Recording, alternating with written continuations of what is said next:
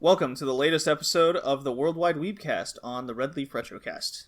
It is episode 5, and we're discussing deep narrative in anime, and the Hickey's choice of the hit 1999 show Two Heart.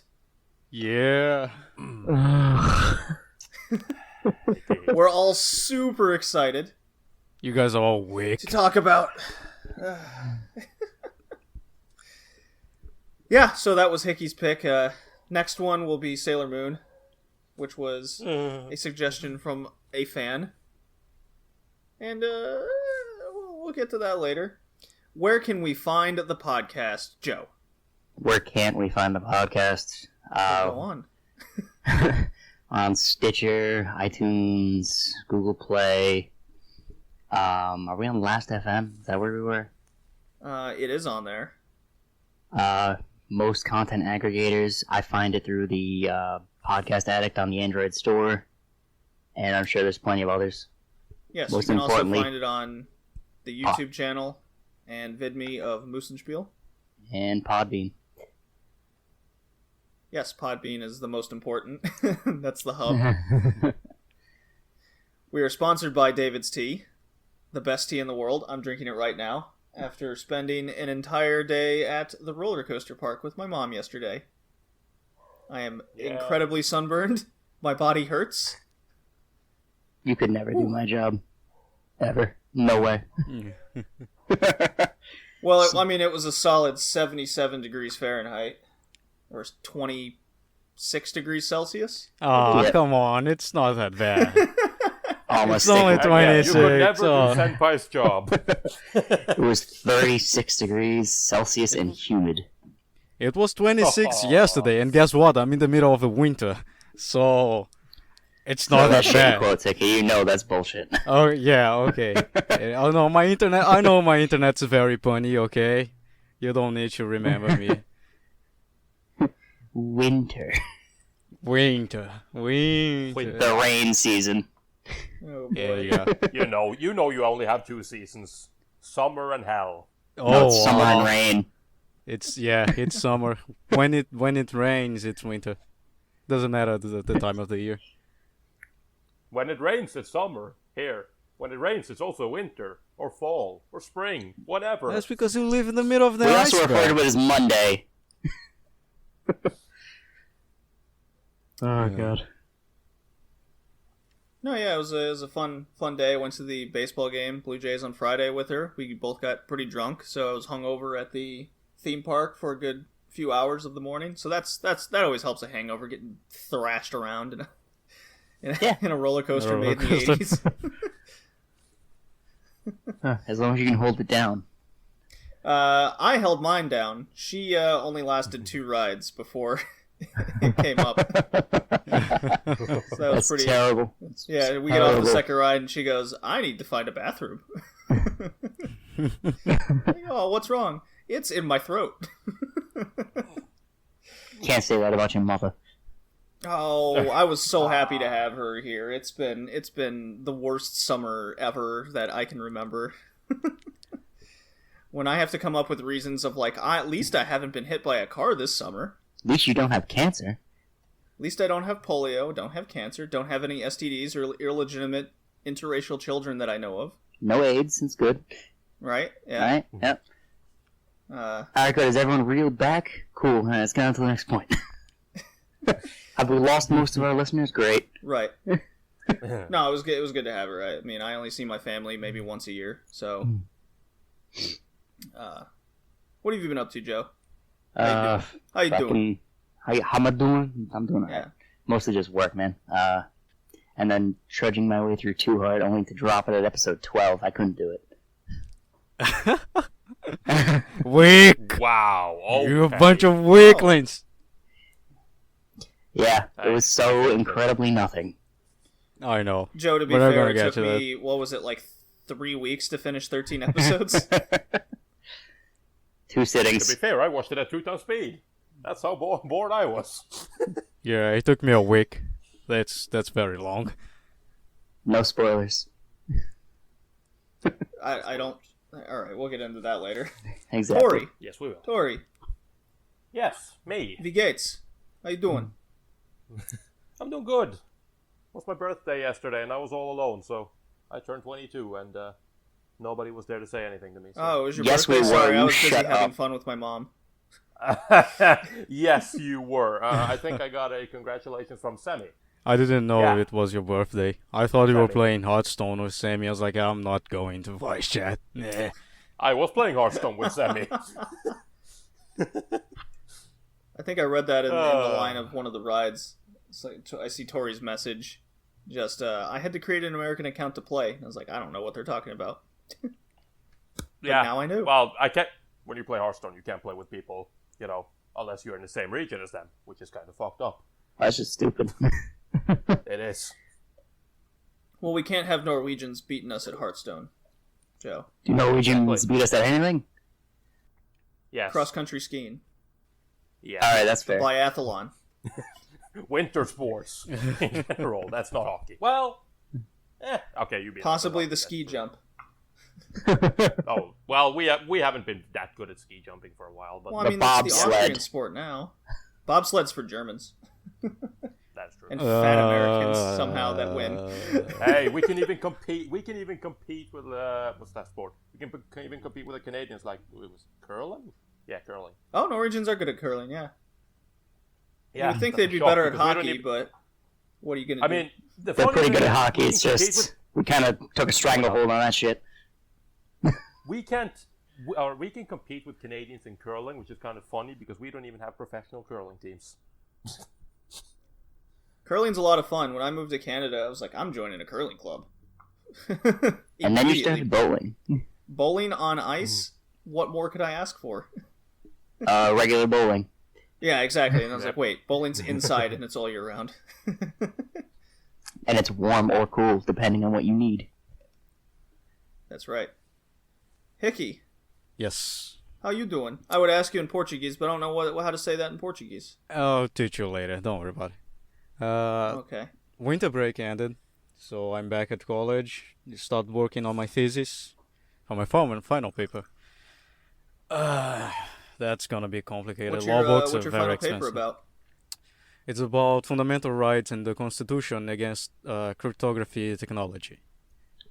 I'm a very smart guy. I need to start fucking learning programming and stuff like that so I can make a law final paper. It's amazing. Not. Anyway, gonna be interesting because I was waiting for the classes to come back. Because like we said a lot of times, I'm watching everything in the season, so I want to see how many days it takes for me to start feeling the burnout. It's becoming a very Are you interesting finally feeling experiment. Not really. There are shows that I'm postponing. I started realizing that, especially the NTR, because I can't watch that shit. But It's way too vanilla. look, Yeah. Okay. Well, no. vanilla, okay, right? yeah, we were talking about that later. So please don't talk about my preferences in the podcast. Maybe I And will. no, please don't. You're blackmailing me? You fucking blackmail me? Fuck you. But I want to see. Wouldn't it be Portuguese mail? Racism. s- Okay, continue. Yeah, I was about to say that. Like, wait, what? It's like, I don't like the way you used black in blackmail. Okay. Are you assuming my color? No. Did I This is gonna assume be my own color? rough today. Oh, anyway. So, yeah, it's gonna be fun because I usually study in the morning, work in the afternoon, and when I go home, I study more 4 hours. But I have like 5 hours of anime every day to watch. That's not Well, closing it like is your 24 job. hours. I work in a courthouse. I work there with a judge. I basically do the judge job for him or for her in my case, and she just sign stuff and say good job. That's basically what I do every single day. Gets a little head pat from Senpai. I hope when I meet the judge that's handling my case, it'll be that simple as well. I can't honestly imagine it won't be. Well, we'll see. I'm not excited for Canadian court. That's for sure. Come on. It's fine. Yeah. Oh, you've been to probably Canadian better court, than mine. No, it's probably better than mine. Sometimes people start screaming, and I can hear them angry and fighting in the courtroom. So I guess sure it's just same gonna everywhere. the guy won't be there. If he is, he's just gonna be chained in the chair, and they're gonna ask him some questions, and that's it. It's not that difficult. It doesn't change much What are you from dealing with place to Hannibal place. Lecter? Jesus. No? Yes? Maybe? Alright. Since we're on the topic of talking to you, Hickey, and Yes. you're talking about your summer anime, I think we Yes. should do the summer anime update. What do you think? Well, there are two shows that I would like to highlight this day. The first of all is The Reflection. It finally released, and it's very interesting. Is everyone here watching The Reflection? Or it's just me. I am. Oh, I should. I continue I to s- not, but I'm supposed to. I saw Yeah. the first episode. It is very interesting. First of all, it looks like a 70s comic book cartoon, which is not bad. Because in the 70s, basically what they will do with comic books like Spider-Man and Batman, that kind of stuff, you know what I'm talking about. They would just animate the comics. So it looks like that. It looks like a more polished, more modern way of doing so, but it's you see it's the same technique. Also, it feels like a Stan Lee show. You have It your does. I can Iron agree with Man, that. you have the Spider-Man, you know. The villains, they look straight out X-Men. But it's very entertaining. It doesn't look like an anime. It feels kind of an anime, but it's something else. I think it's highly entertaining. If you like old stuff, retro stuff, and doesn't like that much of anime, I think it's really good, you know, because it looks like a 70s cartoon. The other one is the best show. Any fan of... Well, before you get into that, I'd like to Sure. Continue with The Reflection, because the show actually... the show's not doing well, to say the least. At least from the West perspective, West anime fans. I mean, for us, people, like you said, people fans of retro and older things, The Reflection's perfect. I love the comic book animation that they're doing. It's very fresh and different. What I do notice is when the characters are walking or moving slowly, the animation gets pretty janky. But I've only seen the first episodes, or the first episode. Yeah, no, the second So episode, it's just they're talking about the first. They're showing you the first fight for another angle. What the Okay. characters are talking, like the guy in the robot suit, like how he interacting, who he is, what his power, that kind of stuff. It's very interesting as well. I like when what? shows do that. You know what? The Miami list rating has it right now at. 4.91. Oh boy. What? Oh, Yeah, that's a shame. People immediately turn it off once they see the animation style. That's a shame. It's a real shame they don't even give it a try. No, it's very entertaining. There are too much. Welcome to Mao. There are too many American flags for my taste. But aside from that, Oh, that was amazing. It really hit home that America, New York, flags. America. JD, I think you'll like the second episode then, because they'll really show you like why they kind of, not why they did that, but they do get into like with the robot guy why that all these things that happen, like all these screens and like different images and stuff appears, why they did that. The comic books, balloons, the paw, the bang behind the characters, they show why it happened. Why the music's playing as well. I really like that. Yeah, it's very smart. It's a very smart I show. really like that they get into that. Yes, it's a very smart show. So it's a shame that people are turning it off. The other one is something. It's the best show of the season, of course, and I think everyone should witness the show. It is Vatkan Kisuke Shokodan, if I'm not mistaken. That is the name. It's Vatkan's Something like that. Miracle Examiners. It is amazing. Yeah. It's straight up amazing. I don't know what is going on with that shitty show, but it's highly entertaining. I think Now that's how you sell it. the best phrase to describe the show is, "What the fuck?" And Yes, it's I have to concur. yes. Things grow from 0 to 1,000 so quick. Like, you introduce them to those two characters, which one of our friends think they are in a gay relationship, and He is they're literally priests. Hitler. Yes, they're priests. They're going to Mexico to investigate a case of virgin conception, when a woman gets pregnant without having sex with any man. And, like, we As you start do. with that miracle, and you already have the high-tech priests. But then when you go to Mexico, when they arrive at the church, satanic shit start going on. People start dying. And then you have Nazis, and things become a sci-fi show. Welcome in 4 to episodes. Mexico. Yeah, in 4 episodes they go to, like sex and a miracle, to fucking Nazis and Vatican helping Nazis and rape. And it's just People amazing. picking up giant Mary statues. Yeah, people and killing using people with yes, people using Mary statues to kill people.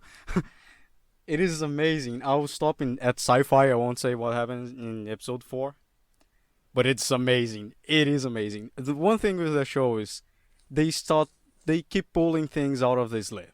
You don't like plot magic, but the show is about plot magic. And you accept it because it's so over the top. Every single time they come with something new, you get surprised. It's like, oh shit, really? They are doing that? Okay, let's roll with it. It's interesting that it's always they always stop what they did previously, and it keeps stacking. My fear now is that the first case is so over the top, so amazing, that I don't know what they're going to do for the rest of the show. I don't know if they're gonna be so, like, be more absurd that is right now with Hitler's spams and stuff like that, or they just gonna, relax for a little bit, do something more normal, which would be a shame. I think they keep stacking. I'm betting that the next episode, the next case will be with aliens. That's how what the fuck this show is. I think everyone should watch it, at least the first case. I'm getting too passionate about it. I'm going outside of my character. Well, you're not the only one. Part of one of our many other fans that we have. Many, huh? Yes, many. Yeah. Are you talking about Wow. Tori's mom? Dozens, literally a dozen. At least 10. At least 10. Thousands, at least 10. At least 10. One of them was trying to get me to watch the show as well, and I was kind of holding off on it. I'm quoting him on this. Goes, "It's this generation's Evangelion." Yeah. I was the one who made him to watch that show. I made everyone watch the show. Everyone is watching the show because they said, dude, this is amazing. This is something that should be witnessed. I will start that. It's just amazing. Tori can talk for himself how amazing the show is. Now I went on. I made a couple questions. I went on the internet. When I got it back. This show seems to be heavily influenced by Hellsing, taking a lot of its elements, but yet focusing on the church instead of a vampire this time around. Is that true? Wrong. Wait. Not I was really. say it's just shitty Helsing. Yeah. I would say it has some similarities, especially with the Nazis. But aside from that, I don't think so. I think Hellsing is way better show than this one.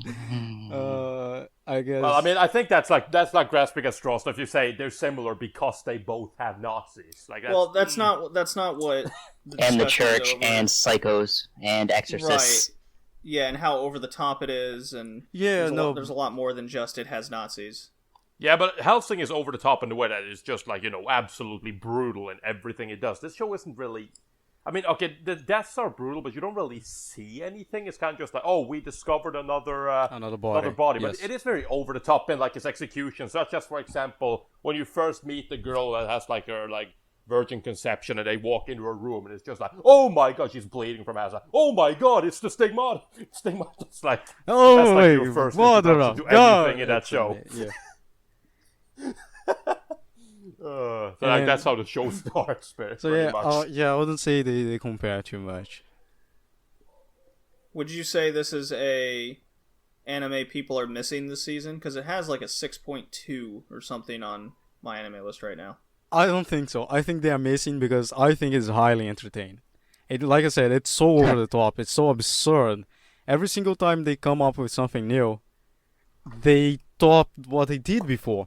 So you go, what the fuck? How?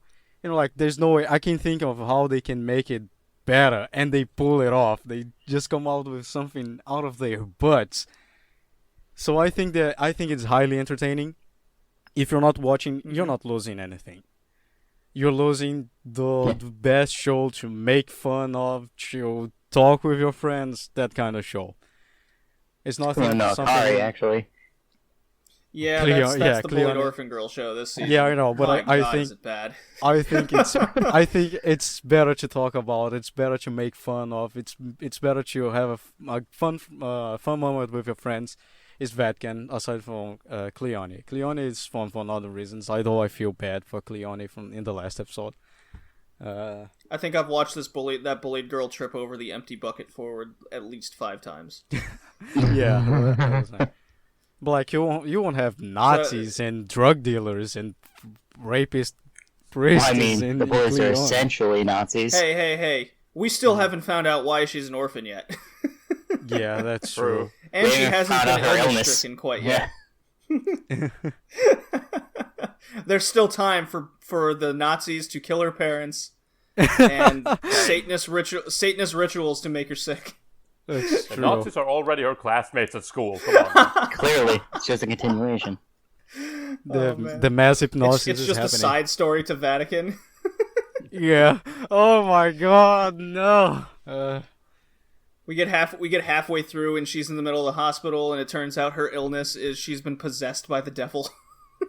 Yes. She starts backwards crab walking up ceilings. Up the wall. Oh my god. I'd be on board. Well, the one show this season I'd like to have high praises for is I finally caved on it was Kakegurui. Oh yeah. Caved on it, huh? I did. Sexual Yeah, noise it's, is the anime. Saying that like it was horrible for you to actually go down Mappa there. showing its balls, the animation. Yeah, the English title is Compulsive Gambler. It's doing everything that I like, and the faces. A lot of people are turned off by the faces, and I'm not really understanding why. I guess it's just because now the cute girls look ugly, but they show emotion. Isn't that what we want? There's so much body language used in the show that they don't need to have all the dialogue, and you know how a character's acting. You know what they're thinking. There's not a lot of... The main male character isn't really the main part. He's more or less an observer like you and me. No, JD, Yes. it's fine. We all made a list, you see, and Kakegurui is on the good list, so you don't have to be scared that we're gonna bully you Yeah. because of it. Right. Yep. But, I mean, it's the number one show of the season right now. Clearly. It's for good reason. I can't speak high praises enough on it. True. Also, the It's OP is very ridiculous. I can't It's wait to nearly watch the the only next thing I'm episode every watching. week. It's actually taking a week break, I guess. good. Yeah, it's taking a Oh, week they break. are? It is. Yeah. Yeah. Damn it. Yep. I mean, of course, they have to make sure that those faces look on point. Yeah. It's Well, let's just hope Mappa. it's not They're an just onsen episode then. it's Mappa. They're just new Man Globe. Oh, don't know Globe. about Don't Manglobe. say that. I'm gonna get Don't say sad. that. I want to. They're not in that position yet. All in due time, friend. Yeah. Remember, taking a week break is normal in this day and age for anime. It's not something that struggling studio No. studio does because they're struggling. Well, what was Probably. it? an anime girl's eyes are more complex than the entire floor of the battleship Yamato. Yeah, but however, I don't think that does not really apply to Kakegurui in that sense. They don't put that much detail into the eyes. I think they put more Although- detail in the mouth. That was the best Oh, baka they on do. the planet. So good. Baka! Yeah. Oh, That the was so noises I good. made. Oh, the noises. Holy crap! Watching the show it's very good. It's very good for your. Let's play for your Russian soul. roulette. One bullet in the chamber. If I win, you leave the girls alone. If you win, you can do whatever you want with her. Here you go. You can shoot me. It's only one bullet. No, better yet, I'll shoot myself. Oh, the rush. Yeah. I've never felt so alive. I'm just sitting there going, ugh, yes, ugh, every single time. Hey, Hickey, so did she. Dude, it's amazing. This show is amazing. Yeah. She had to go to the bathroom to handle all that life she was getting. Right, life, right. Oh boy. And Well, I think it's time.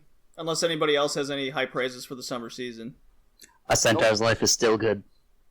it's Yep. still Okay. still on pace for what you want. Yep, Well, that's good to hear. that's it. So I got. That's it. All right. Well, let's move on to our topic then. It is deep narratives in anime. Now, this kind of came up while I was watching the anime we're going to discuss today, and that's Two Heart. It also came up with making fun of just shows from this season. Why do we watch anime with a deep story? Why do we watch something that delves deeper into the plot that's on the surface? Is it good? Is it bad? Do you go into a harem anime and expect deep narrative? No, but and it all goes on from there. So I'd like to start with, what is a deep narrative? What does that mean? That's a topic I learned about an hour ago. That's what it is. Yeah. Well, I wasn't here an hour ago. I was still asleep, recovering, Recovering, getting right? all of my energy ready to discuss what comes now and later.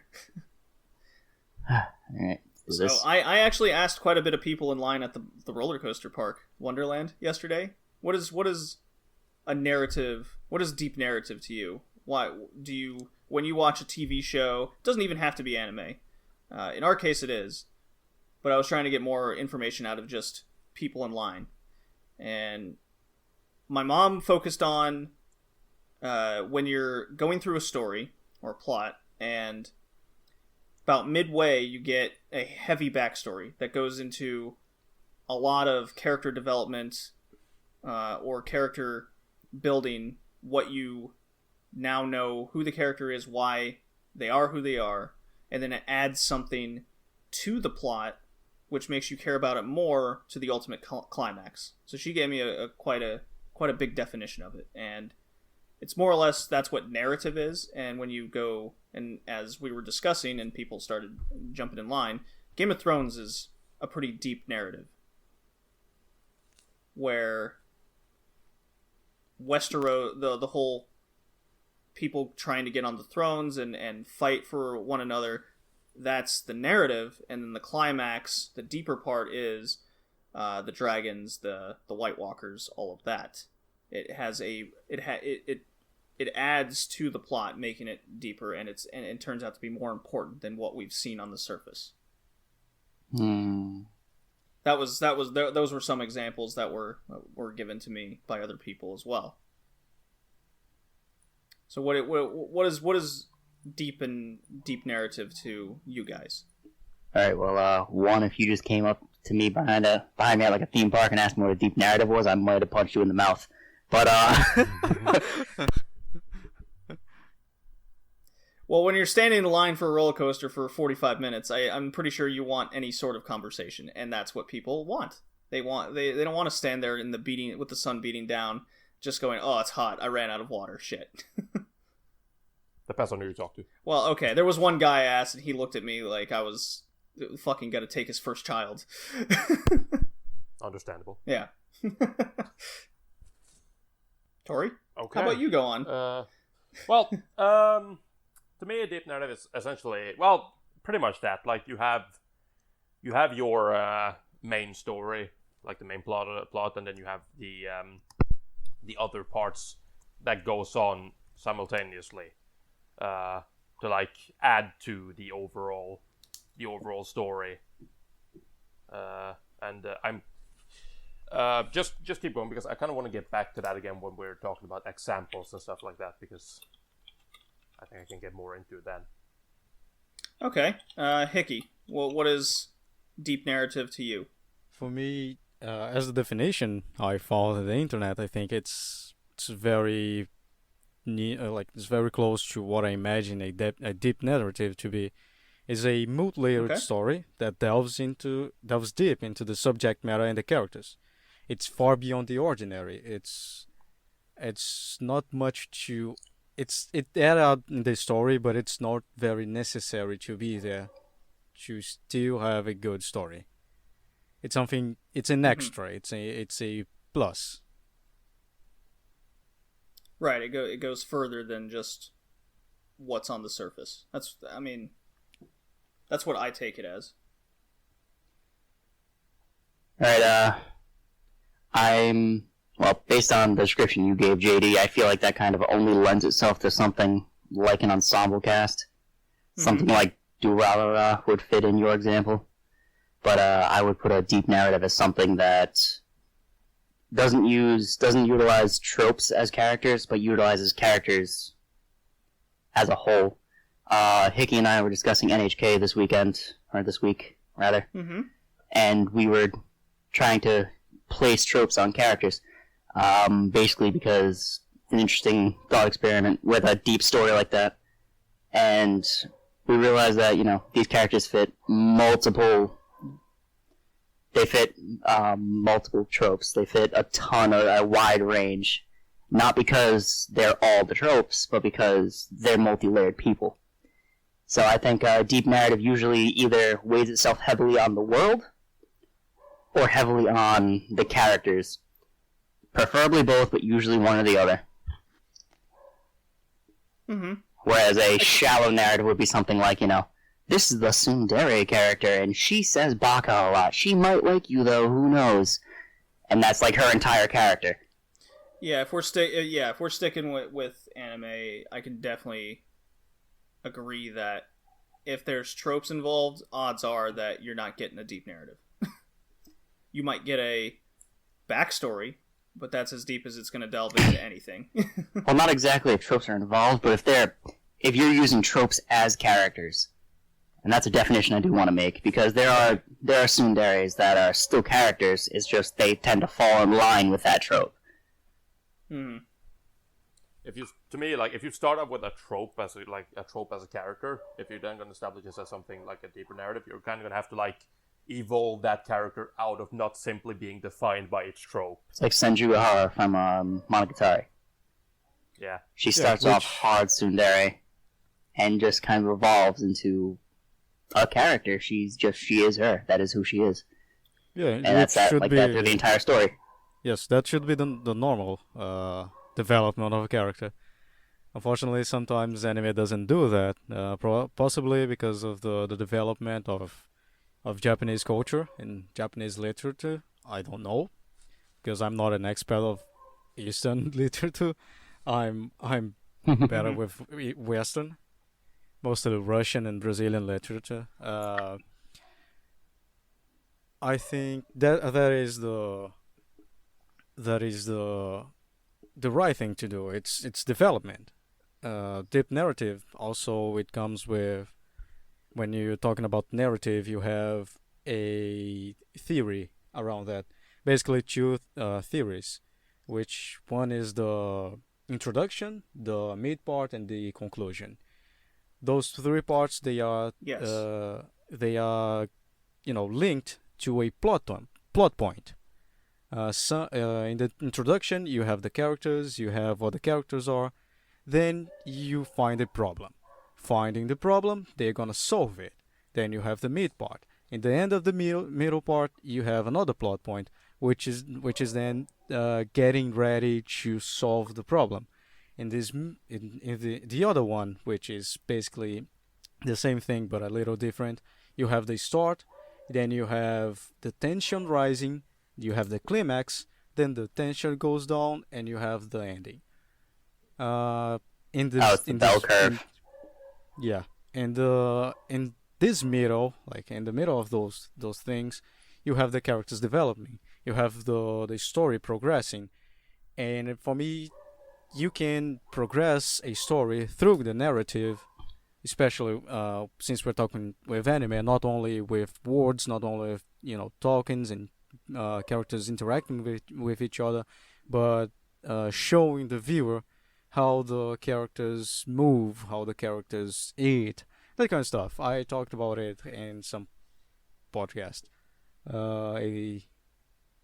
another podcast. That narrative for me, it's showing those pieces that you don't need to. I don't need to see a character eating. I don't need to see a character using the bathroom. I don't need to see a character crying or whatever reason. But still, if you add this, also if you add this with dialogues, this is for me. It's also deep narrative. You're building the characters more. It's adding more to the character that wouldn't be. It's not necessary, but it contributes to the story. Joe, you wanted to say something? Since we're speaking about literature, I feel like there's a certain writing style that tends to lend itself to a deeper narrative than most, and this isn't universal, but for the most part, I see the correlation usually happen, and that's with a unreliable narrator. If your narrator is unreliable and you can infer that through that story, usually that writer has enough prowess to have a deep webbed narrative, something that's been kind of woven properly to something that's been woven properly to kind of just lead the viewer along where he wants him to go. And I just think it's very common to see, an unreliable narrator with a deep narrative story. Do you have an example of this? I mean, Monogatari is a good example. Okay, that's what I figured you were going for. In literature, there are tons of examples. Yeah, in literature, I can think of 1984. Winston, he has some mental problem. He thinks he's gonna be arrested by Big Brother, that kind of stuff. He's always having some kind of hallucination. And you also have Crime and Punishment, with the main character Rodion, Russian names, which is too complicated, where he killed someone. And he started becoming paranoid. He needs to talk to someone. He thinks the walls have eyes and everyone is against him. It's not a reliable narrative.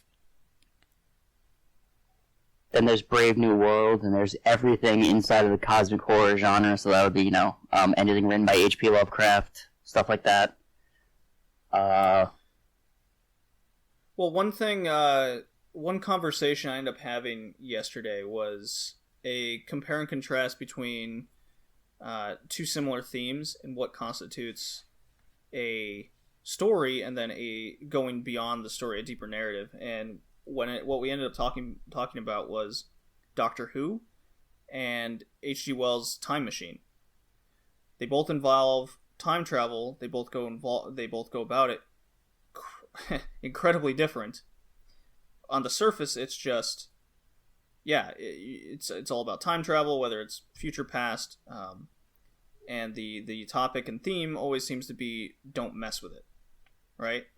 Yes. So what would constitute a deep narrative in, say, Doctor Who compared to the Time Machine? Well, and so go on. Doctor Who is a much, much longer series, so they have a lot more to fight with. But because of that long series, they have a lot of lore built up already. Time Machine was a much more straightforward kind of, this is the time machine, don't fuck with history, bad shit happens, and then dumb shit happens. Right. So what I was going with this is as you said, Doctor Who is very long. So in that sense, you brought it up earlier. Durarara, based on the first example I made earlier, was a lot of world building. Yes. When you have a lot of world building, that can create a deep narrative. And then on the other side of the coin, you have the Time Machine, where, as you brought up as an example of NHK, where strictly the topic itself can be considered deep narrative, and how they develop that topic into different arcs or conflicts through a singular story. So it's not just one thing that constitutes deep narrative. It can be a multitude, and that's what Hickey was also mentioning with just simply story writing itself, with a beginning, middle, and end, ultimating with a climax over a conflict from that period of time. Yeah. What's interesting though, with like you mentioned Durarara, what's interesting there is like pretty much in Durarara, like the city Ikebukuro is pretty much mostly considered the main character of that story, rather than the actual characters in the story. Even though you do have characters that get more screen time than others. But I find that to be kind of interesting because it works very well to you know, build up the different narratives going on, because you can very easily like move from character to character and see what they're experiencing or what's going on with them, while it all ties together because it is all happening in the same place and they live in the same city. You know, what one person does can affect somebody else or the entire city even, right? So that's kind of interesting. My example though for like deep narrative, and I'm not sure if any of you will agree on this, but for me, I always considered like not necessarily the deepest story, but I always consider this to be one of the strengths of Aria as opposed to other slice of lives, because what Aria does is essentially like it starts out incredibly grounded. It's basically about a girl, and she wants to become an Undine, which means she wants to be like a tour guide, like riding gondolas and stuff like that. In Mars. And then from there it kind of goes on. To develop the characters, and one of the things, or rather than develop the characters, I would probably more say what it does, especially focusing on the main character Akari, is trying to make her grow up, actually realizing that she is becoming an adult. So it's because she starts out incredibly childish and essentially has to leave childish things behind and whatnot. It's something that goes on just with her. Other characters you have, they realize that there are people that, they start to get romantic feelings for others. They realize that, they can like boys, or in her case, they can like gnomes. But, right, stuff like that. And even beyond that, you have stuff like, which, that was anime original, but I still liked it, which was the story of, like, how even, what was it called? Oh my god, why am I blanking on this? Like Neo Venezia and Aqua in general, the entire planet, Mars, for those that don't know. Why that is all of a sudden now considered Aqua, why it became the water planet. They get into, like, how it became Aqua.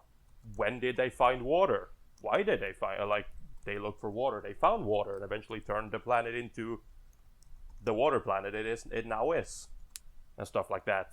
So it's like, as the show progresses, it has like a lot of different stuff that it keeps adding to the overall rather simplistic story of, I want to become an Undine. Mm-hmm. Well, we did hit on it earlier, but deep narrative doesn't exactly have to involve the characters. World building is the strong suit, and you're right. It's definitely no secret I didn't like Aria, but I had to respect its world building capabilities.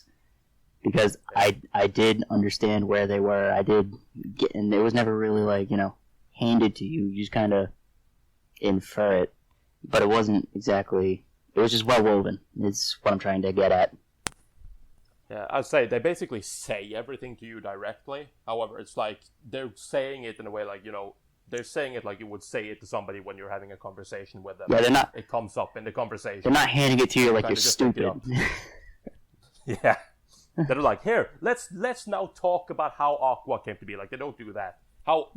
The thing they did with like figuring out, like talking about how water appeared, essentially came to Akari through a dream, if I'm not mistaken. not even a dream, kind of a miracle when she walked across that bridge, and yeah, just like you can start to make, draw the lines yourself. Is this real or is this just her fantasy? Because you do realize that she has a very active imagination, and you can pretty much tie that to everything that happens there. It's like, does this actually happen, or is this just more of Akari's childish fantasies? And clearly the main character of that story is Arya the cat. I don't know what you're talking about. Actually in the manga, the mangaka goes into that whole thing. Like, she has these at the end of like volumes and stuff. She has these like pages where she talks about manga or just random stuff in general, but she always like weaves it in to like be about something in the manga. And she has like parts where she talks about the cats or why they're there, what their purpose is, and even a time where she asks why they're cats at all, like why cats, which was basically as simple as the mangaka. Because I like cats. The mangaka and her assistants, they all own cats, and when they come to work at her place, they bring their cats over so they play. And the three main cats are apparently just carbon copies of their own cats. Yeah, the answer was clearly because I like cats. What do you mean? Shoulder shrug. Yes. Yep. But it's kind of funny though that she just gives this like rather pointless information, but still.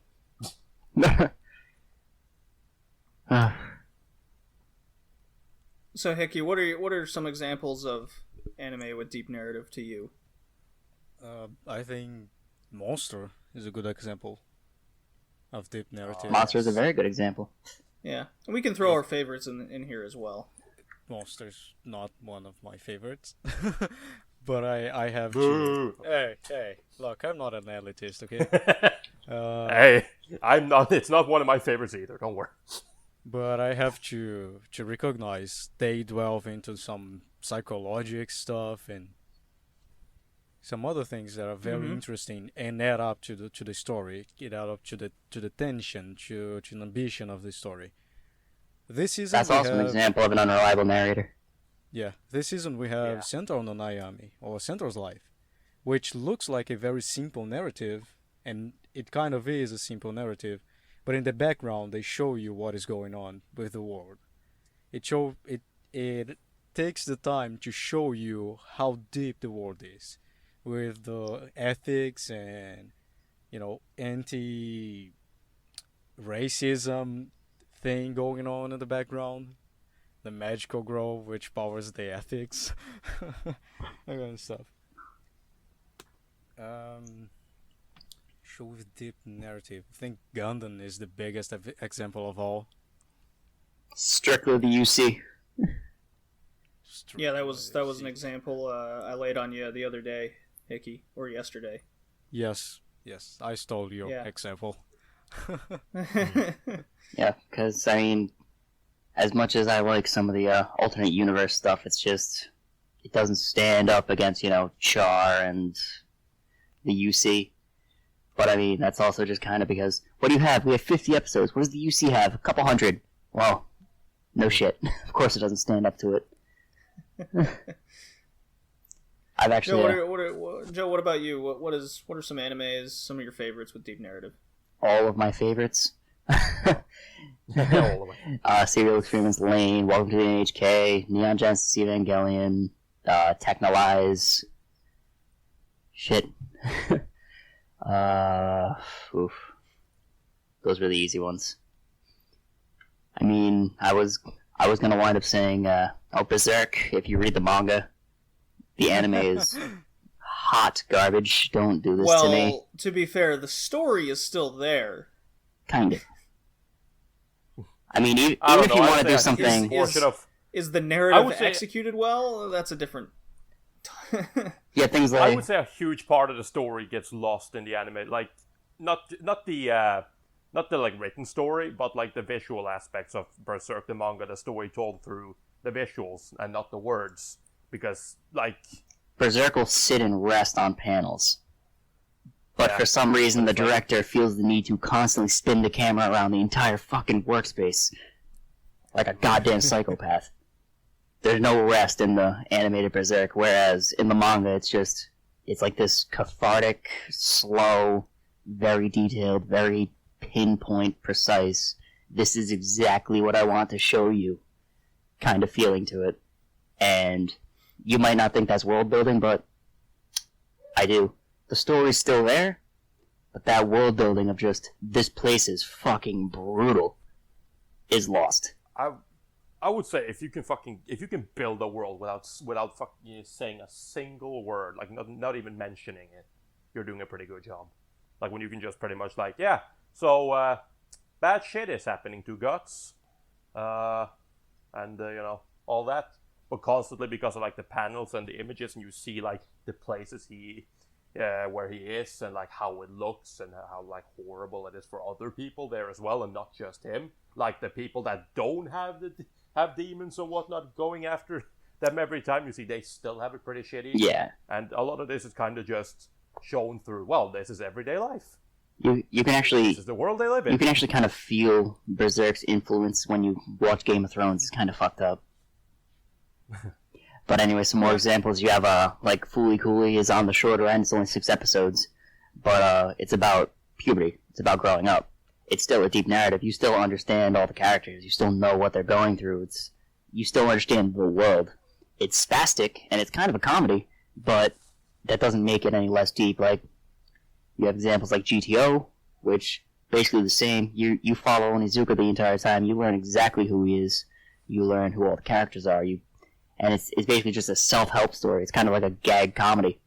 But you still know these people as more than just, oh, well, he's just the plunky teacher. Oh, well, she's just the love interest. It's like, no, you know who everyone is. It's still a world. It's the difference between, like, looking at a world and looking at a painting.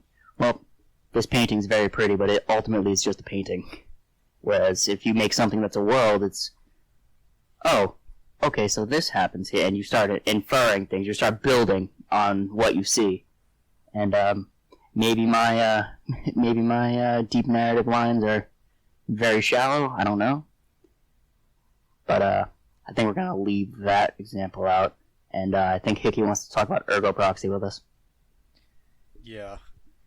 Ergo Proxy, it do also, another thing that also has a very deep narrative is Kino's Journey. I think that is a very deep narrative. Ergo Proxy, it's my favorite anime. I think it's a deep narrative. It takes the time. It shows you a lot of stories at the same time, and that helps to be a deep narrative. It doesn't explain much of things for you. The first time you see the Cogito virus, with the robot like kneeling down, look at the sky, and just waiting for death. When the real mayor, I'm going to spoil this, but it's a very deep narrative. It builds the world very well. It shows you how the machine work. It shows without saying anything. They don't straight up go out and say, look, this is what's happening. No, they take the time to show you a scene. You need to figure out what's going on. They show you another scene, and you have to figure out how it connects, how it links to the other one you saw. It builds the world and as well builds the character with the journey they're going through. With the main character, the main character is a blank state, but still, because he's a blank state, we go back to the narrator. He's not a believable guy. You can trust him because he doesn't have any memories. He doesn't know what he's doing. He only know that he needs to go to this place. They show you the politics. They show you how the world works. They show you how the people interact. That is in the main cast. You know, the daily lives of those peoples in that bubble, in this post-apocalyptic world. So I think it adds to the world. It doesn't need to be there, but still it adds to the world. It makes the world, the story, to be multi-layered. I have one more 90s example, then I kind of want to push into something more recent. But you have Satoshi Kon's Perfect Blue, where you start out and she's an idol, and she decides to quit her career to be an actress, and you follow her around. She has a stalker, and that is a world. Perfect Blue is set in a world, and it's very similar to ours. It actually does make it harder to pull yourself away when the bad shit starts going on in that series. Or movie, rather. If anyone hasn't seen Perfect Blue, I would highly, highly, highly recommend it. Just like anything Satoshi Kon's ever worked on. But since I feel like we're going through all like older examples, I want to push right up to something from 2016 with Mob Psycho 100. It's Interesting. Okay. It's a world where psychics exist, but most people don't know. The people that do know are pretty okay with it. You have your con man, whose name I'm totally blanking on. Wow, yeah, same. Reagan. You have your con man, Reagan, and he works he runs a business, and that business is totally bogus. But on the off chance that some real shit goes down, he calls Mob, someone who he's already conned, into helping him exorcise ghosts. Should there actually be any. Yeah, because Mob has psychic powers. Yep. Actual psychic powers. Basically, it goes on this theme that, most people think there are ghosts or there's bad shit where there's just not, so a con man could totally just go sprinkle salt over there, tell them it's done, give them a pat on the head, take their money and leave, and the problem's solved. But sometimes bad shit happens, and sometimes there is a problem. When that problem happens, he calls in the real deal, and the problem gets solved. But as soon as you kind of get over the fact that he's a piece of shit and he cons people for money, Regan changes. Regan flips. He's the best example of a person for Mob, with the exception that he's a con man. Everything about him is very good for his character. It's very good for Mob to know Regan. It's good for all parties. There's no real downside. As you were saying, Tori. Yeah, no, that was exactly kind of what I wanted to touch on as well for you, because for that show. Because what is very interesting about Reagan is, like you said, Reagan is a piece of shit. He cons people for money and all of that stuff. Like, he's basically just, he's conning people. That's his job, essentially. However, to Mob, he is something more. Even though Mob is also technically just one of his victims, Reagan has a very odd like other side to him, where he's essentially Mob's moral compass in many respects. He kind of teaches Mob what is wrong and what is right. And the reason why Reagan is perfect for this is because Reagan knows pretty much firsthand what is wrong. He himself does a lot of stuff that's wrong. So what he kind of always tries to be for Mob is he kind of tries to breathe a reminder to him, don't do what I'm doing, essentially. Don't be me. Do as I say, not as I do. Yeah. Well, the best part about Reagan is he understands. He knows that he's a piece of shit, and he cares enough about Mob to tell him, don't be like me. Don't do the shady shit I do. And that's what makes him a deep character. He has faces, he has masks, and those masks are for certain people, but the true Regan, I think, is the one we see with Mob all the time. That's Regan as a person. So we've had a lot of examples of older anime, and you finally got one in the present, and that leads us into why do we think deeper narrative in anime needs to be more prevalent, needs to take priority? Do we want to see it more? Do we want to see it less? Is it too overwhelming sometimes? If we get too much of this, are we diluting the product? Or is it just right at this point? I think we need much more. Easiest example ever is because I like it. I like more, therefore I want more. But in reality, I think we need more because anime's become stagnant. There's always outliers, and there's always not this or not this. There's always a standout in a year that's deeper than the rest. Like, you guys would probably say it's ReZero. I vehemently disagree, but that doesn't matter. At least they tried to make something deep, and that I can respect. Mm-hmm. Where? Well, I mean, I kind of want to just... what I agree. I do think we need more. Because, I mean, at this point, I think we have a lot of shows that tries to just be, surface level. Or a lot of shows are surface level.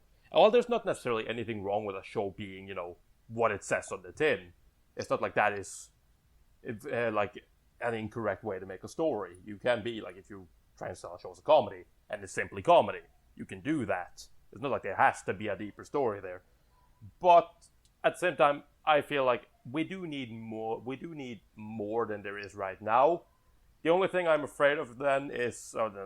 we're going to get into my dislikes, but, like, the only thing I'm afraid of then is we're going to get more, like, the negative side of, quote-unquote, a deeper narrative. Because I'm afraid we're going to get into more of, like, things like Dimension W, which is a show that tried, in my opinion, to have a deeper narrative because it tried to have very much going on at once. To the point where it kind of feels like everything essentially gets lost and gets dragged back in whenever they feel it's necessary. When they have so much going on at once that you're basically trying to keep track of, like, the entire cast's individual problems as stories at the same time, while the main story is still progressing right in front of them. Their main issues are happening. Then all of a sudden, oh my god, that is my wife! It's like, well, who said that? Oh, you. Okay. Oh. And it's like it becomes silly because there's too much going on at once. And on the opposite side, I'm sure there's plenty of shows that aren't exactly deep that are still very good. You have, Golden Boy isn't exactly deep, it's great. Mushishi isn't exactly what I'd call deep, it's fantastic. The Big O, stuff like that. I don't think it has a deep narrative, but it's deep in a different sense. Well, it's... But anyways. It makes you invest in characters. I wouldn't call the narrative deep because there's not really a narrative. No, I would agree with that. It's just, you know your main character, and he goes to city, and he solves problems if he comes across them, unless he can't. And that's basically the entirety of that story. Yeah. Yeah. Well, like I said before, I think the deep narrative is one of many things anime can have, but it's not necessary. It's not necessary for you to have a good show. The important part in deep narrative is the narrative, not the dip. I think we need to have more, but I think it's very difficult to pull it off. I know we gave some examples. Yes, we gave a lot of examples, but we are talking about 20 shows in a span of, I don't know, 20 years, and that is like you have thousands of shows going out at the same time. This season and the season before this one, we have 2 examples of deep narrative, which they are not very good. The one is the anime we need to talk every single time we start a podcast, which is Recreators. And the other one, it tries to be a deep narrative. There is no way around that. And the other one, it is sure Sagrada tries. Sagrada Reset, I think it's one of the deepest narratives I've seen later. At least this year is the deepest one. It's highly intelligent. The characters are changing. They are changing very slow, but they're still changing. They take the time to tell you the world, to tell you how it works, to tell you how the powers work. And now after 13 episodes that they are going to start talking about what are the people thinking, who is the villain, who is the hero, that kind of stuff. I think that it's a very deep narrative. The problem is it's not very well thought. The characters don't bounce off each other, so you don't need, not necessarily having deep narrative, you have a good show. You still have the characters. You still have the storytelling. You still have animation. If you have a deep narrative, a deep story, a good storytelling, but the animation is terrible. I'm not saying terrible like, oh, the style is bad. Like, ping pong animation, which is kind of a deep narrative, but the animation is kind of unique. I'm telling a lot of steals, that kind of stuff. You know what I'm talking about. It's difficult to pull it off. So if you can't pull it off, make things simple. Simplicity is also a very good thing. When you're talking about people dying of making stuff, animating stuff, making things simple is also very good. I think the Japanese society, it evolved to be a simple society, especially because they always get tragedies going on of earthquakes and tsunamis. They are very simple society, and that transfers to anime as well. What they like to do, what they are good doing, are simple things. And most of the shows I like are deep because I'm like to think I'm smart enough for those deep shows. But there's also a lot of shows that I truly enjoy, and they are very simple. I think anime as well shine with the simplicity. Meanwhile, one theme that I see whenever someone says, "What's your favorite anime?" A lot of them turn out to be a show with either good at narrative or deep narrative. And in Joe's case, it's all of them. well, I In mean, Tori's case, he considers it his number one. And Hickey, the same with you, with Ergo Proxy, correct? Yes. But like I said, that's because I think I'm smart. well, back to what I'm a genius. back to what Hickey was saying, where the Japanese are a simple society. Well, I agree, but for some reason they have this strong disagreement with taking the easy way, where the easy way is actually a better product. For instance, in American animation, we have smear frames. It's something we do all the time. It saves time, but characters go off model. It doesn't matter in motion, but don't pause it. These aren't exactly made to be stills. Right. Well, yeah. The Japanese, with the exception of a few studios. Yes, they are also a dichotomy. They are very simple. They want everything perfect. Absolutely, but smear frames usually wind up looking better. JD, you just watched Little Witch Academia recently. How did you like the motion in that series? It's amazing. Because there's a shitload of smear frames in there. Because Trigger does not care. When I was trying to take screenshots, I was like, "Oh." Yeah, Trigger Smear frame. doesn't care. Let me just back that up a second or two. Smear frames are perfect for movement, though, and a lot, especially high-speed movement. Exactly. I feel like there are two, the animators in the Japanese animators that specialize in smear frames. They do it really well, but you have the other people where it becomes pointless, and it's mostly it doesn't feel like it's needed for smear frames. It's one of those things a lot of people try, but it either doesn't work, or they kind of decide to stop using it, or you have to get somebody who actually knows how to do it. And well, Tori, you and I were talking about this recently, but basically what they need is they need to train the people to do it, not just kind of be like, all right, go, have at it.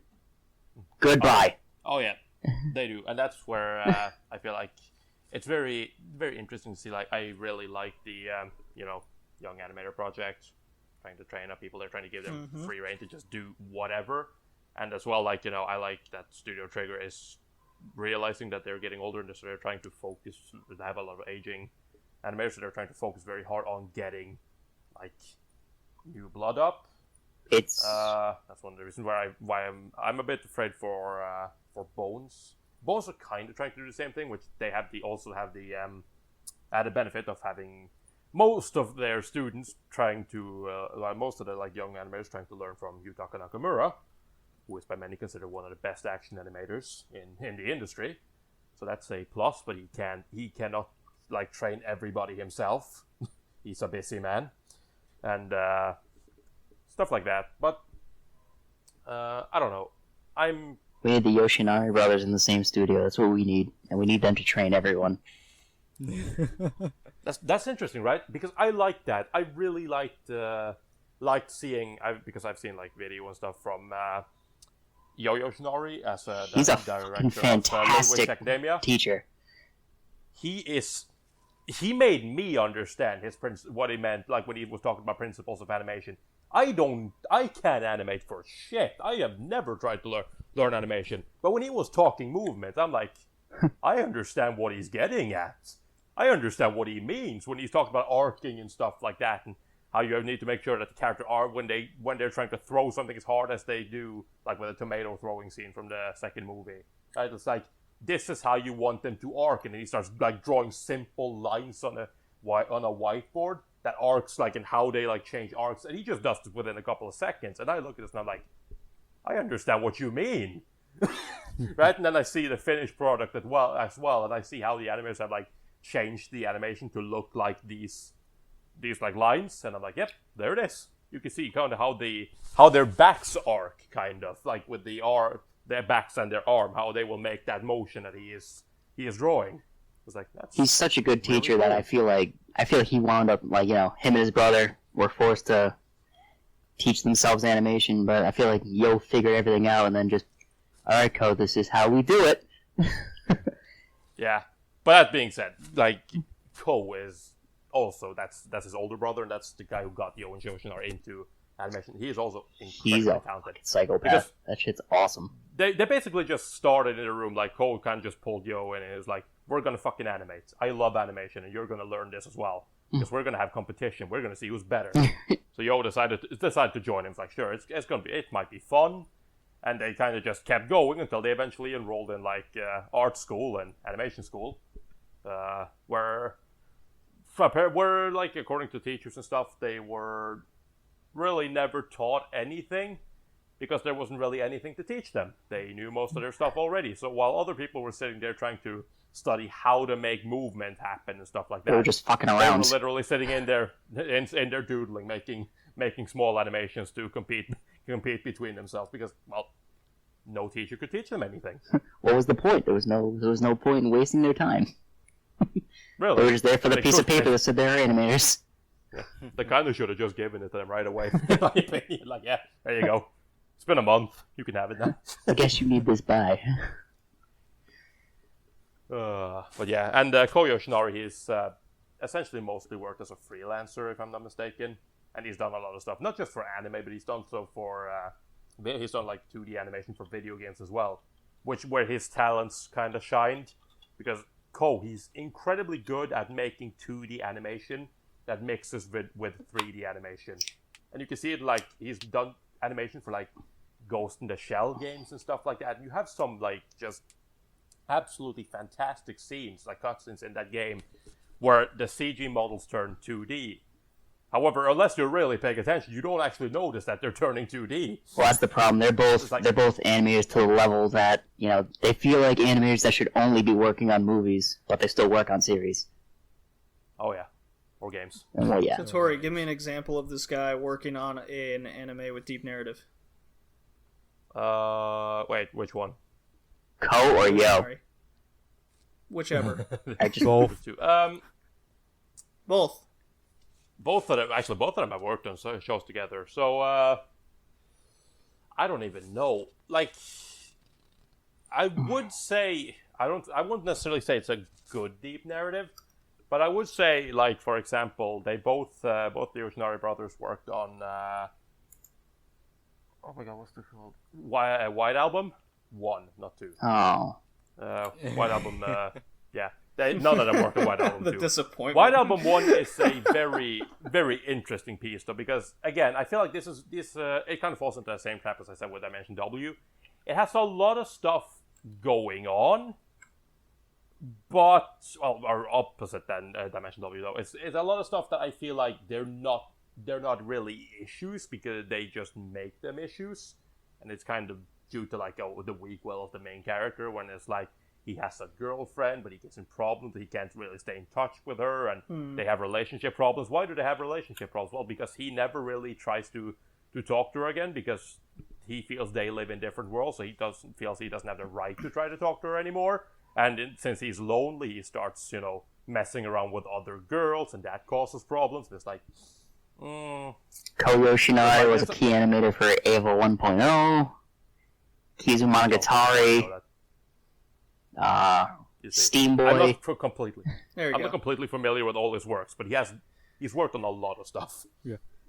Just want to say good, real good- quick that we focus a lot in story and characters, but it's also interesting to say that deep narrative can be conveyed with animation. You can have a mute Yes. anime and have a deep narrative. Just how the characters move. Oh, like Angel's Egg. It's like Angel's Egg. How they move, I don't remember. how machinery work, for example. It's Oh, it's we not just a saw bunch- that in. We Princess just saw Prince? something like No. that in the Neo Tokyo, the part 3. Yeah, Yes. definitely. Yes, How And how the machinery. the good one. Yeah. Well. You also have Shin her I mean- cat, for example, which Shin again, yeah. you only I don't have. remember the. Go on, Tori. I don't remember the. I had an example. I don't remember the name. Now that's the problem. There's all I know is there's a girl who kind of choose not to talk. This is really gonna piss me off because I don't remember the name. But essentially, okay, she kind of chooses not to talk, so she doesn't talk anymore.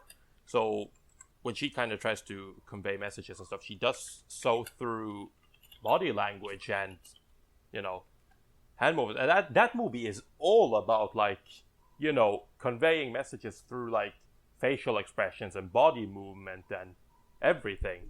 It's like they're adding to the characters by making sure that like their facial expressions are never just like the blank animes there, or like the fucking like half circle for a smiley mouth or whatever. Like they always have to try to make sure that whenever there's something happens, they have to make sure that they have a proper expression on their Well, face. Selfie's a good example of body that from movement. Durarara. Yep. Yeah, the body movement and all has to like match the situation and stuff like that, and it's Then Those there's that don't know, Celti from Durara is the headless biker. hey, Cheyenne from Bacano. the mute girl. Yeah. Yes. Hey, she's got a voice box. Or And Selfie has a cell phone. I don't see what the point is. Yeah. yeah, I mean, two different things of technology. It totally works. Yeah. Well, I think we need less anime than we have now.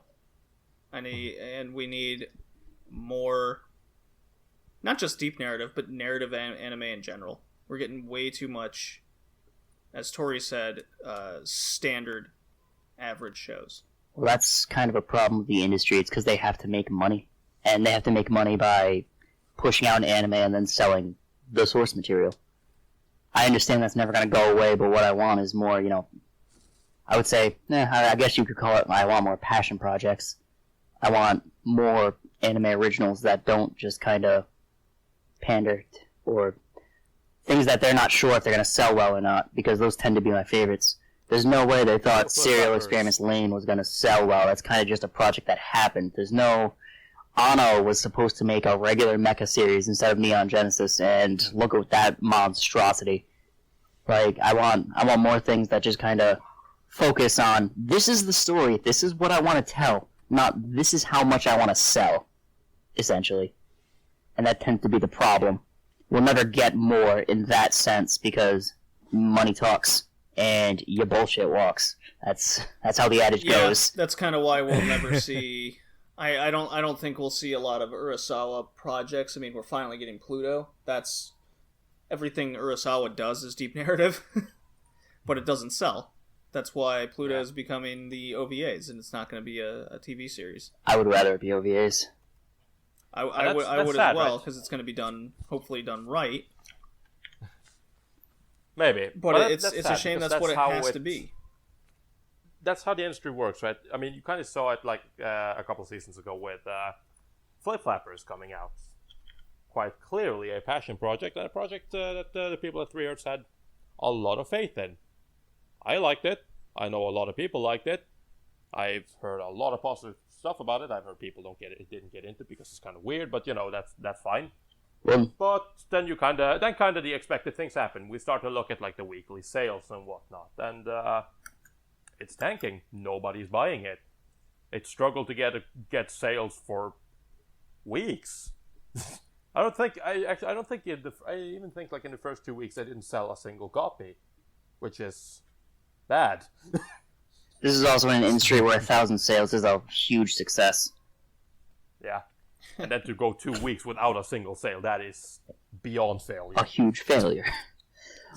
Well, the problem is it's kind of a problem where it's the Aniplex dilemma. We can charge $100 a disc and 50 people will buy them, or we can charge $20 a disc and 1,000 people will buy them. Mm-hmm. Of course, the BD market in Japan doesn't exactly care how much it costs for some weird reason. If they did, maybe we'd actually be able to afford these things. I've never understood blind buying, and I never will.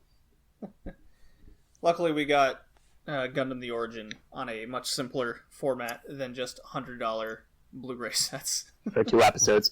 Well, that's... I thought it was for each episode. That's literally just because Nozomi Entertainment is Right Stuff. An American company that goes, yeah, they're not going to buy that. Only the crazies will buy that. Let's make more money. The crazies will buy the special edition $100 plus, and then everyone else will buy the more affordable one. I know I've made this point Let's to all make of you both. before, but there's no reason why they can't be print on demand. I mean, the ISO files are already made. That's all I'm saying. It's just it's a case and a sleeve, and then put the Blu-ray in it. The end. There's no reason. So, quick rundown. Tori, do you think we need more, less, or is it doing it just right now for narrative and deep narrative anime? Like I said, while I don't think that deep narrative is necessarily a must-have for a good story, I do want more because right now anime is kind of samey. Hickey? Yeah, I agree with Tori. I don't think it's a story to be good. It needs to have a deep story, a deep storytelling, a deep narrative, deep characters. But yeah, I think we should have more of it. Not only because it's good and because we like it, like Senpai said, simply enough because we like it, I want more. But because I think it would be a good thing to kind of raise the bar again. Push the normal narrative, the normal characters, the normal anime to a better level that is right now. But I also don't want the deep narrative to become the role. You know, it's good because it's the exception. Well, yeah, you need diversity. You're right. Well, okay. That, I think we're pretty much done with discussing deep narrative. What do you think, guys? I guess so. Yeah. You guess so? I guess so. Well, then, we can go into my shonen update. How about that? I believe in you. No! Yay! My Hero Academia is the best shonen in 20 years. 20? Agreed. 20. Shio and Tora came out. Yep, I stand by that wholeheartedly. Oh, I alright. agree with that wholeheartedly. Soul Eater came out. Yep, I'm still standing right by that. One Piece came out. Yeah, fuck that show. Still right there. Didn't move. Oh, man. Well, speaking of One Piece, that has literally been all I've been watching for the past couple weeks. I haven't watched really anything. I think I've watched a couple episodes of the other shows, but they all went on hold when my internet went out. And I just happened to have a bunch of One Piece episodes downloaded. Happened. Yeah. You prepared and you know it. I prepared for my entire livelihood going away. Yep, For a we were period of ready. time. Yeah, so I watched about 35, 40 episodes, and I finally finished the Dressrosa arc, which is the longest arc in all of One Piece to date. And it ended well. It does drag because episodes are like 13 minutes long, with 6 to 8 minute recaps, and they also have previews of the next episode on the tail end. So it did drag, but it was very exciting, and now we get to move on from that freaking island. You want to talk to me about fucking islands, JD? Do you really want to talk to me about islands? How about boats? You want to talk to me about boats? I mean, sure. That's a berserk joke, JD. It's okay. Okay.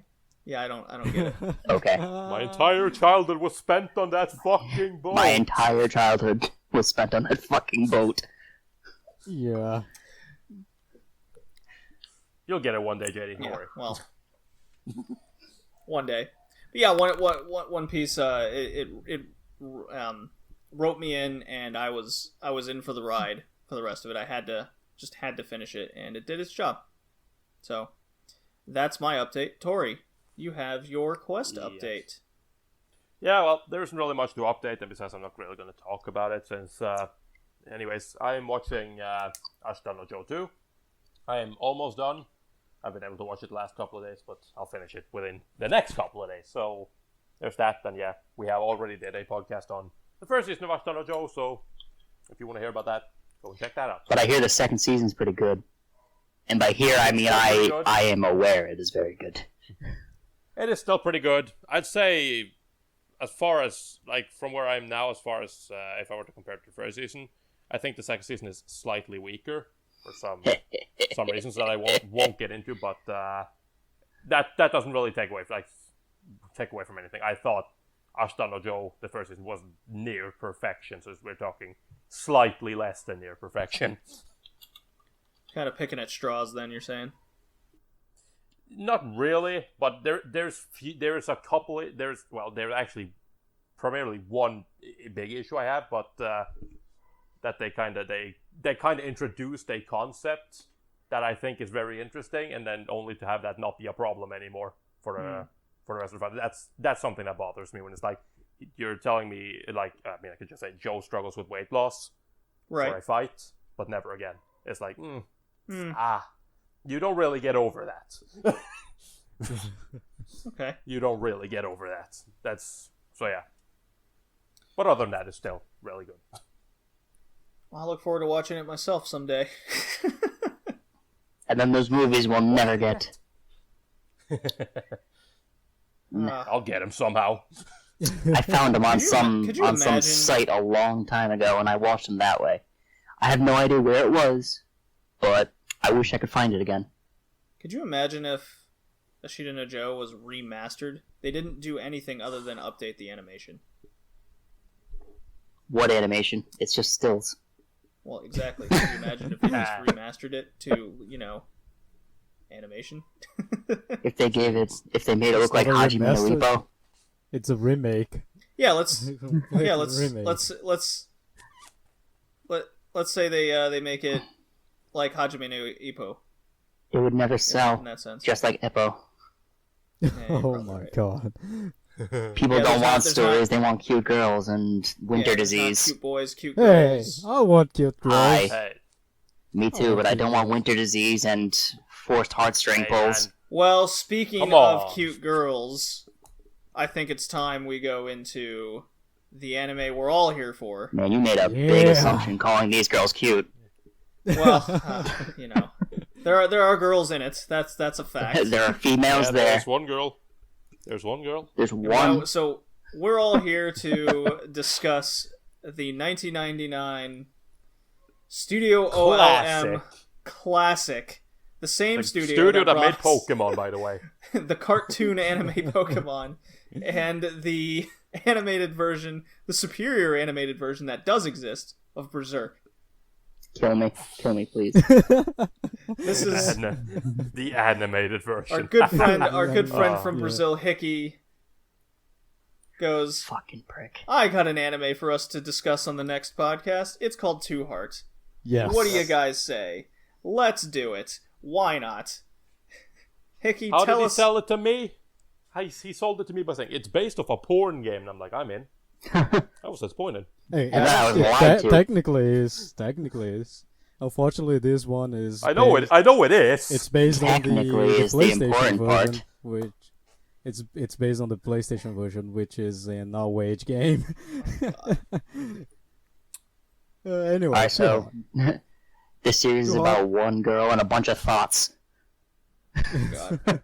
Hickey, tell us about Two Heart if you do. Sure. Too Hard is a anime that follows the protagonist called Hiroyuki Fujita. And Hiroyuki Fujita is your self-insert guy. He goes to school, interact with a bunch of girls, and it's basically him discovering a new girl.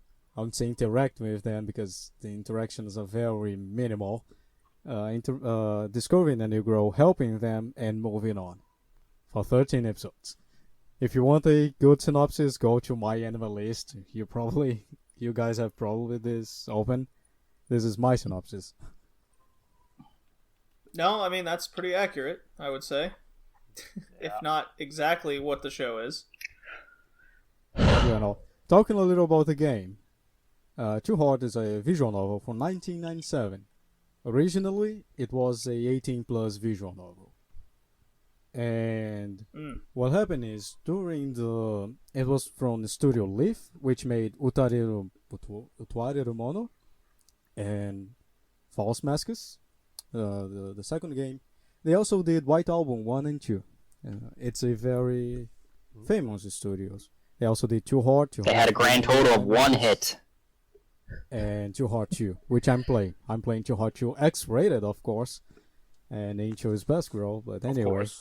Well, for Too Hard is a visual novel, more precisely a dating sim or a loving sim from 1997. Basically an eroge where you follow Hiroyuki, and he goes interacting with this bunch of girls. And in the game you have actual interactions because they go more deep in the story of each one of the girls. So you develop feelings, you develop a relationship until the very end when you go in, if you know what I'm saying. See what you did there. Where you hit all the walls. This game started as a gothic theme visual novel. I know it's hard to look at it that way, but the developer he thought he already did like 2 in a row with gothic themes and serious themes, so he wants something more comical. So they started Project Too Hard. Too Hard originally it was planned to have 6 heroines, but after that the main guy who wrote the story, I can't remember his name, he said, you know what, 6 heroines are not enough to show every single face of love, of a relationship. So what we're gonna do? We're gonna do 10 heroines, and that visual novel, the trademark are the amount of heroines you have to follow. Too Hard 2 also have 10 heroines. It's a pain in the ass. And after that, in 1999, they released a version for PlayStation, which was all age, and a new version for Windows, which was Too Hard PSE, which also was all-aged, and I think the anime comes in 1999 as a advertisement to the game. For some reason, some idiot thought that having 10 heroines would translate well in the anime version, which didn't. Right to 13 episodes. Yeah, 13 episodes, 10 heroines, let's do it. Unfortunately, like we are gonna discuss, it wasn't a good idea.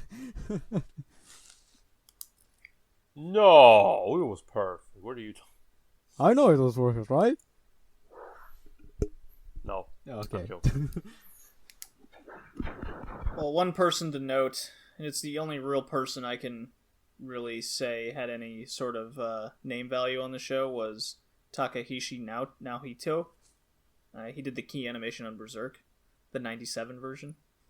The bad version? Gotcha. He was the director of Two Heart, and something tells me he didn't really know what he was doing in the director's role. Otherwise, he was just going with the flow. That's what I took from it. He got that you know what fuck it going on. He's like, you know what? I like a paycheck. Fuck it. I like money a lot, sure. Do you like money? I like oh, you money. do too? What a coincidence. We'll get along swimmingly. What's this anime? Oh, it's based off a porn game? Excellent. Cool. You're full of shit, JD. Cool. Nobody that works in the anime industry likes money. Clearly. Well, that's true. It's very clear. Well, the 90s were weird times, Tori. Come on. That's also true. Someone got a So I'll kind of... whip and whipped him. Go to work. Here, have too hot. Make this shit. Yeah. Well, We got ourselves an nailed it. X-rated. Like We got Twitch, ourselves an X-rated game here, and I just did the key animation on Berserk. I think I know something about whipping people into shape. Maybe just whipping people. Just whipping people in general. Just whipping. He says a general rule. All right, so I'll kind of start us off on how this show truly just ropes us all into this enthralling deep narrative. Okay. It introduces us a reason to why Akari loves Hiroyuki, with a flashback to when they were kids and he was picking up her books and it was raining. No, he didn't pick up her books. Really, He just kind of stared at them. yeah. He kind of told her to pick them This up. is your fault, Yeah. you dumbass. Pick that shit up. Why'd you do this? And for some reason, she just immediately doesn't leave his side, and it She's wasn't until... smitten with his honesty. Oh yeah, exactly. She's what I got was she's the typical anime female with unrequited love. That doesn't know she's in love until she hits puberty. Oh well. Perfect Yeah. No, one. she It's the only choice. she only have a very healthy obsession with a guy. You know, nothing nothing wrong with that. Then we As far as have Hiroyuki, who's your standard do-gooder anime male, and his quirk is he's lazy, just a bit. He's such a cock. And that's his whole character. You know, I was trying to when I was watching this, I'm comparing him to a couple other characters, and that would be Haruhi Suzumiya, that dude, where he's an all-around do-gooder, and his quirk is sarcasm. Kyon. Fuck off. Kyon is much better. Kyon is much better. Yeah, Kyon He is gives way much- less of a shit. Well, yeah, his quirk is the sarcastic bullshitter, basically. But it was very similar. I thought it was very bare bones male character. But to be fair, this was in '99, so it was way before any of that became normalcy. But Kyoani is the best ever. So basically, It's episode much- 1, the entire episode is set in the classroom, and they're all getting new seats in class. Woohoo! And Basically. we get to meet Shiho, which is Akari's high energy friend, who of course develops a crush on Hiroyuki. No. Her entire No purpose is to kidding. tell you how much other girls like him. That's her entire purpose. Yeah. Oh, she also develops a crush on him eventually. Eventually. It's Eventually, yeah. everything is very just okay. New girl. Well, she'll develop a crush on him too. Will we go into it? Nah. Next episode, new girl. Nah, not really. Do you want Then to it see goes in more? episode 2. Play the visual novel. Yeah. No, thank you. Yeah, that's kind of what it is. But then we get episode 2. We meet a girl who's kind of rich. She likes practicing episode witchcraft. Kind of rich. Episode 2 is forgettable. They go into Yeah, a episode show. 2 was literally nothing. Yeah, I it's just skipped. nothing. The rich girl. Yeah. The rich girl shows up. Like, we see the rich girl for the first time in episode 2, and like, as she is just walking by and goes into her limo. That's about it. And then episode 3 is when we actually get to meet her. But this is where I noticed the anime uses a lot of the panning screens, and it's very jerky. It's not smooth at all, and it's Yeah, the sounds whole like anime. Zold. The whole anime is like that too. Especially when you see people walking, they don't really walk. They jerk. They frame jerk. You know, like it's almost like playing a video game, and it's lagging. You're just like, whoa, okay, now they're there, now their legs there. Now it doesn't. It's not smooth at all.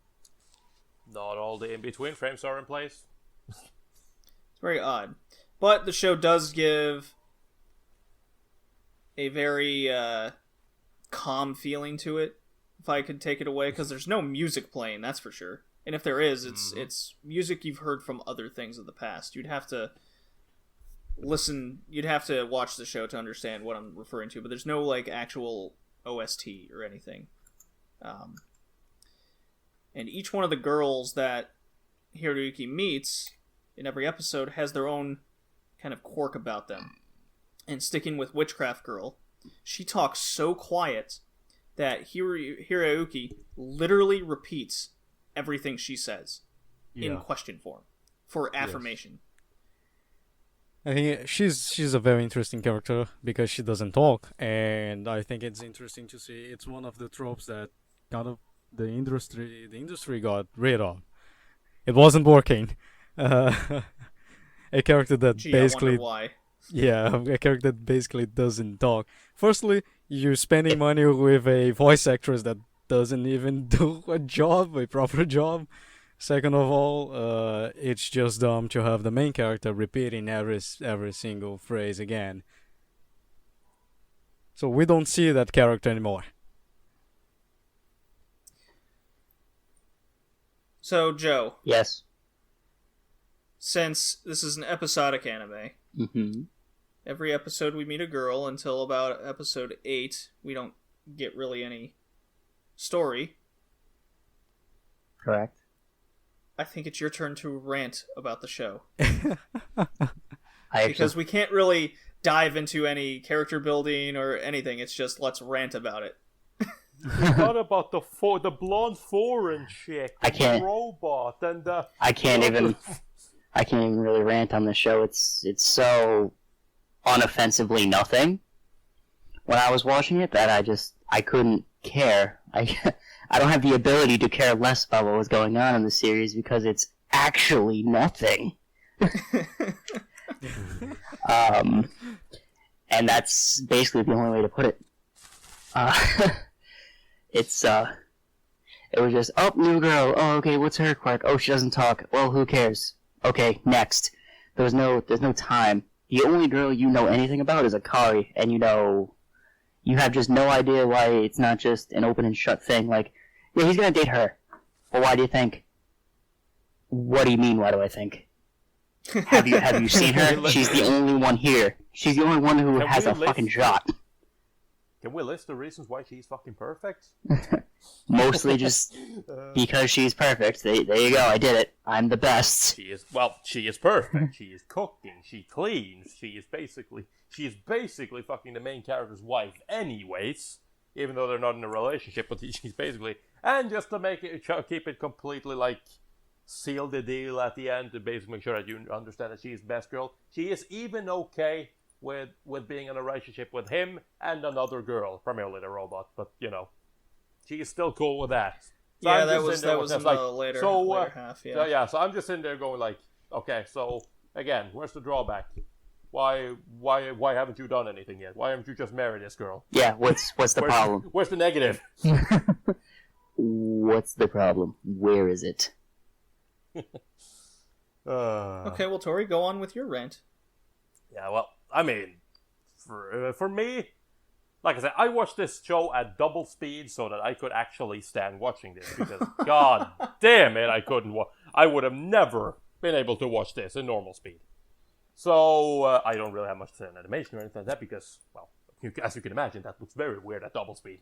And the voices and stuff like that. However, I'm sitting there seeing, like, basically every trope imaginable appear.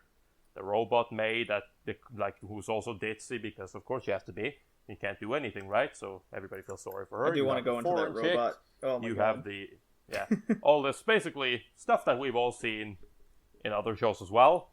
I'm not necessarily going to say before, even though I think you have seen a lot of these before. But yeah, to me, Too Hard is like it's the blueprint for how not to adapt a dating sim, right? Because it's like there are way too many characters, way too few. There are way too many characters to hit on all of them. Way too few episodes to do it, because you're not going to be able to get anything out of him. He's basically going to go up and, like he does with the silent girl, to go up there, I got dirt on you, and smack her on the ass and again. And like stuff. That is essentially how the show is. And just to make matters worse, it also decides to, we have so good time that let's just add pointless episodes, such as that episode where we went to the fucking, amusement park or whatever. What? Like, they hit all the places. Yeah. And if it happened during the school year, you were getting an episode with a new girl in it. Mm-hmm. Yeah, no, but to me, this show was just straight up, like Sam said, it was nothing, and it was pissing me off, because I was just seeing girls that's like, you should totally care about this person. And it all just kind of sums up at the end when they have that Christmas party, where everyone's invited, and people start showing up, and it's like, hi, and then you have to make sure that they introduce everyone by name, because you probably don't know who any of these girls are. You don't remember them. That was forever ago. Do you remember the blonde chick? She was in episode 1. Do you remember this chick? She was in episode 3. Like, it's just like, nope. No, I have no idea who you are. No, I don't remember you. No, I don't remember you. It's like, oh, and Akari can't come, but she does eventually show up. And it's like, oh, I remember her. And then they have their moment and they hug and yeah. Well, it was really funny how we make fun of animes that go through the girls getting illness stricken. There were episodes dedicated to a single character getting just put down with a cold. They're just done for days and days. They can't move. All the characters are like, oh no. It's like if you get a cold in Japan, all of a sudden you have sepsis. Oh, it was when I was watching it, I go, of course the characters are sick. Oh, they caught their cold even though they didn't really hang out with each other. Oh, all right. Were any other characters? Nope, they're just sick. Cool, that's fine.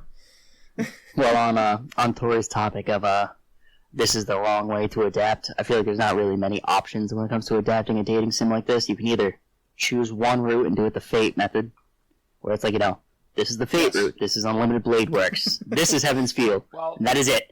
Or you can do the Amagami SS route, where it's like, alright, we're going to do 2 episodes of character, and it's going to be clearly defined that this is their arc. 2 episodes later, we're going to reset, this is this person's arc. We're going to reset, this is this one. And you just keep going, but you can't do it in 13 episodes for 10 fucking characters. Yeah, that's exactly my point, right? I agree. I think the Amagami SS is probably one of the better ways to do it, because it allows everybody to shine. I understand not everybody likes it because of the hard reset, but that aside, I think it's the best way to make sure that every character gets their spot in the limelight. The problem is, like you said, you cannot do 10 characters in 13 episodes. You barely have time to meet them. And even then, you only really get to, where tropes come in, where tropes are bad, because you only really get to understand them by their trope. By their basic, it's like, oh, you have the girl, and she's into, what's it called, not karate. What was it? Oh, MMA? Into the extreme fighting. Yeah, extreme. Yeah, MMA. Extreme fighting. Right? Yeah. That's what they... Martial arts potential, right? Hey, that's what she called it. Yeah. And it's and then you have, with the blonde chick that I keep referring to, right? Which is she is the foreign girl. Did they ever actually have a conversation? I don't even remember. No, she just kind of they have stuff 2 or 3 conversations. Yeah, a couple sentences maybe, but that's the point, right? There's nothing to the characters. They're literally just appearance, and that is all. And it's okay, I understand. They're not the show obviously tries very hard to make sure that you understand that the Akari is the choice, the only one, right? Because it doesn't really want to get into trying to start a relationship with anybody else, or for fuck's sake, the show doesn't even really start a relationship with anyone. But it's kind of mostly making sure that it has its 3 main characters, which are the ones that have the most going on around them, which is the male character in Akari and the Shiho. There's Masashi. Masashi's there. Yeah. I don't even remember who that is. So, It's the other guy. The one you asked if there was a yaoi route. No? I just say that I do not even remember that guy. So okay, there's apparently another guy in this show. I don't even remember that. See? That's what this show's done to me. I can't be asked. I really, really dislike this show. Can I start Hickey, mine? since you can Yeah. go. You can go. Yeah, I think, like Tori said, this is a show that is a very good example of how to not how to not adapt stuff. Not only not how to adapt stuff, but it's an example of choosing well what the fucking show you're gonna to do. You guys are talking a lot about the characters, and there's no time for any of them. It's basically, did you like the girl? Okay, go play the visual novel because you can see more of that girl. The animation, it didn't age well. It's not good. Hiroyuki, he's just there. He's just doing the normal stuff. I guess he does every day, which is going around helping girls and stuff like that. Like, not they even fail Going around to show white every knighted. single one of the girls. They fail at it. Because you guys are talking about with the foreign girl, which is Lemmy. She's a support character. Like every single one of those characters should be just a support character that from time to time comes and talks with the main character. But there's also another character which in the game is a root, and that is Ayaka. She's the young sister of the quiet senpai. Do you guys remember when she appeared? Nope. She Nope. appeared during the extreme match, the extreme martial arts match. She's that girl that kind of she- mediates. Oh. She's one. Oh, okay. She's a root as well. She appears for like 10 minutes at most. And so they even fail to show every single one of the roots. If they didn't spend much time doing useless shit, just like going to a show, a concert, and going to a park, I think they would at least have shown every single one of the girls. But even that, they failed. The music's non-existent. Oh, it was so bad. Like, I don't know who had the great idea of putting 10 characters and try to develop every single one of them in 13 episodes. Just to end with a big nothing. Because Hiroyuki didn't end up with Akari. Shiho didn't tell anyone that she liked Hiroyuki. Masashi's just there. He's just the normal guy. He's the last. He's more of a victim than a character. He's just getting around and doesn't talk much. Senpai, quiet senpai, is it's a trope that got rid of. The industry got rid of. Kotoni, which is the girl who can see the future, is also a trope that got rid of. She's the pessimistic one. I thought Masashi was gonna break his leg or something like that. Yeah, during the soccer match, she Yes. Yet shouts somehow out we to him. kept Tsundere. Ugh. Ryu is best girl in my Get opinion. rid of. Ryu is best girl in my opinion, but she doesn't have a time to shine because the anime keeps pushing Nakari into Hiroyuki, and I think the game is exactly Translation: like she that. has the best H scene. Oh shit! Mm. No, I didn't play the game. Expose him. If Too Hot 2 is close to Too Hot 1, there's a character in Too Hot 2 that is exactly like Akari. She's the character that goes and wakes you up every single day. The game makes sure to push you to that girl, and it doesn't let go. Like, since I liked Incho, I said, no, I'm not going to interact with this girl, I'm going to interact with Incho. And the game punished me because every single character started bad-mouthing me, saying I was a jerk because I let a girl waiting for me in the school gate. Probably the game, the Too Hot one, did the same thing with Wakari. If you don't go Wakari road, you're a jerk, and you let this girl that really liked you every single your childhood, but she never told anyone, it makes you feel like a jerk. It was a very stupid idea, to say the least. But still, I need to give this anime some regards, because it was very famous when it came out. It was very high praised. I wouldn't say high praised, but high referenced until 2007. Especially in 2007, the Famitsu, which is a game magazine in Japan, made a vote and ask to the readers which games were the best dating sims, and Too Hard was in 19th, I think, or 20, one of them. So it's like in the list of best of all time. You know, it had a lot of references. Lucky Star is an anime with a lot of reference to Too Hard. It influenced a lot of modern dating sims such as Amagami SS Photokano, especially the ones that come from consoles, not much for PC. So it has its methods. The game has its merits. The anime, it's forgettable. I'm pretty sure the references they also come from the game. Playing Too Hard 2, X-rated of course. I can see it's a good game. I can see it's good writing. I can see they delve into each one of the girls very well. And if Too Hard 1 was just like that, it is a shame that it has such a bad anime to make market to it. Because I wouldn't play the game. I wouldn't play Too Hard 1. If I watched this anime, I wanted to go, I don't like these characters. I don't like how the story is going. I don't like Hiroyuki because Hiroyuki doesn't do shit. Although the synopsis says, oh, he doesn't like to study, but he's very interested in love. No, he's not. He doesn't give a shit about anything. So it is very unfortunate that a good game, a good vision of game, has such a bad anime to make advertisement to it. Welcome to the Type Moon fan base.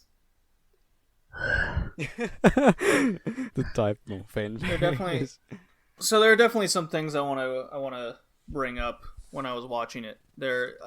I do see, I'm going to play kind of the opposite of Joe and Tori here on their take.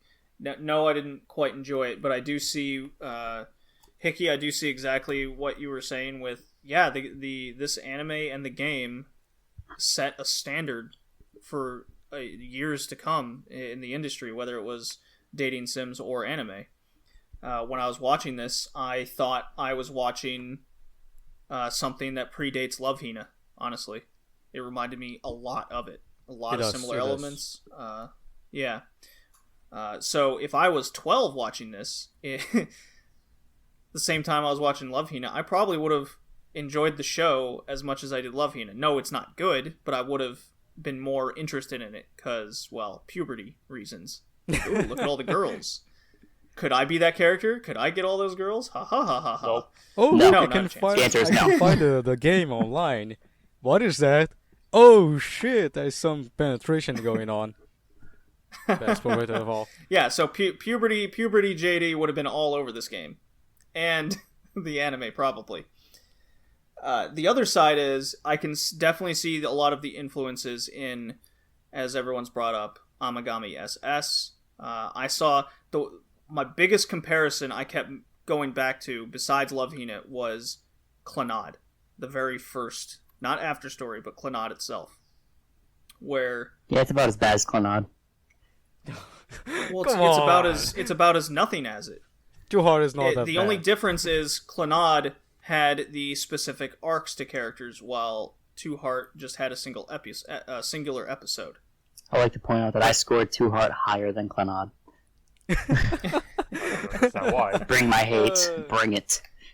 Well, there was nothing in Too Hard to make anyone say it was appalling.